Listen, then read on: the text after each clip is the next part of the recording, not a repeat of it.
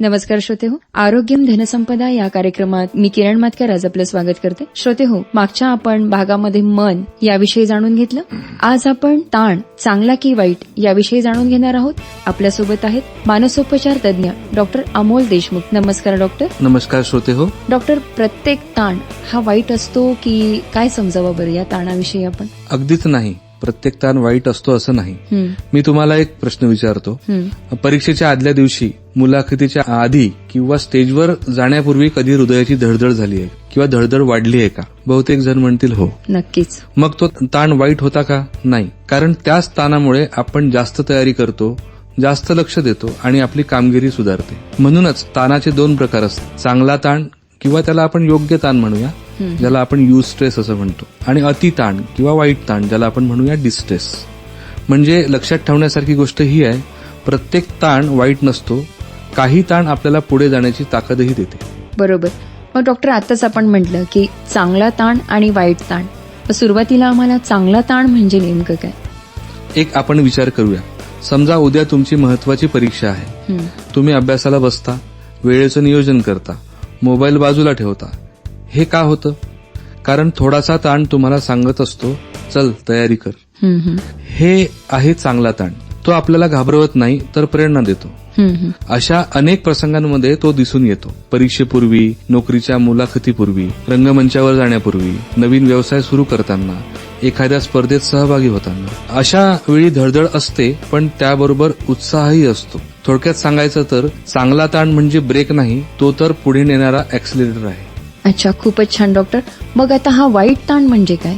आता उलट परिस्थिती पाहूया. जर एखादी व्यक्ती रोजच विचार करत असेल, कर्ज कसं फेडू, नोकरी राहील की नाही, घरात वाद कधी संपतील, आणि हे विचार दिवसेंदिवसच वाढत राहिले, तर मग तो ताण हळूहळू डिस्ट्रेसमध्ये जातो, म्हणजे अतिताणामध्ये जातो, ज्याला आपण वाईट ताण म्हणतो. त्याचा परिणाम फक्त मनावरच नाही तर शरीरावरही होतो. रात्री झोप लागत नाही, भूक बदलते किंवा सतत चिडचिड होते, कोणत्याही कामात आपलं लक्ष लागत नाहीये, कायम थकवा येतोय.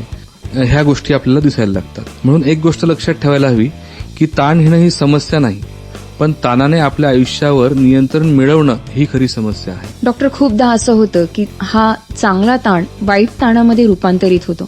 मग यासाठी आपण काय करायला हवं? म्हणजेच चांगला ताण वाईट ताणात बदलू नये यासाठी आपण काय करायला हवं? त्यासाठी आपण स्वतःला एक प्रश्न विचारणं गरजेचं आहे की मी माझ्या ताणाकडे लक्ष देतोय का? अच्छा.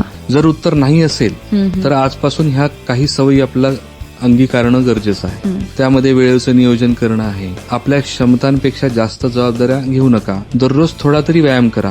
पुरेशी झोप घ्या. दिवसातून थोडा वेळ स्वतःसाठी राखून ठेवा.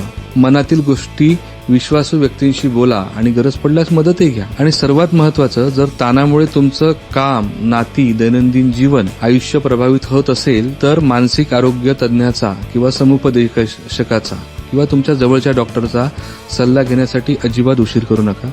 वेळेवर घेतलेली मदत ही कमकुवतपणाचं लक्षण नाहीये, तर ते शहाणपणाची खूण आहे. डॉक्टर, मग जाता जाता आमच्या श्रोत्यांना आपण काय सांगणार याविषयी? आजचा एक प्रश्न स्वतःला आपण विचारणं गरजेचं आहे. माझ्या आयुष्यातला ताण मला पुढे नेत आहे का, की मला मागे खेचत आहे? कारण ताण हा शत्रू नाही. योग्य प्रमाणातील ताण आपल्याला यशाकडे नेतो, आपल्या ध्येयाकडे नेतो. पण अति ताण आपलं मानसिक आणि शारीरिक आरोग्य बिघडवू शकतो. म्हणून ताणापासून पळू नका, त्याला समजावून घ्या, त्याचं व्यवस्थापन शिका आणि गरज वाटली तर मदत घ्या. अतिशय उपयुक्त सल्ला आज डॉक्टर देशमुख सरांनी आपल्याला दिला. श्रोते हो, ताण हा चांगला की वाईट याविषयी आज सविस्तर माहिती मानसोपचार तज्ञ डॉक्टर अमोल देशमुख सरांनी आपल्याला दिली. पुढच्या भागामध्ये आपण मनातील संवाद म्हणजेच स्वगत याविषयी आपण चर्चा करणार आहोत. आपल्यासोबत असतील मानसोपचार तज्ञ डॉक्टर अमोल देशमुख. धन्यवाद डॉक्टर. धन्यवाद.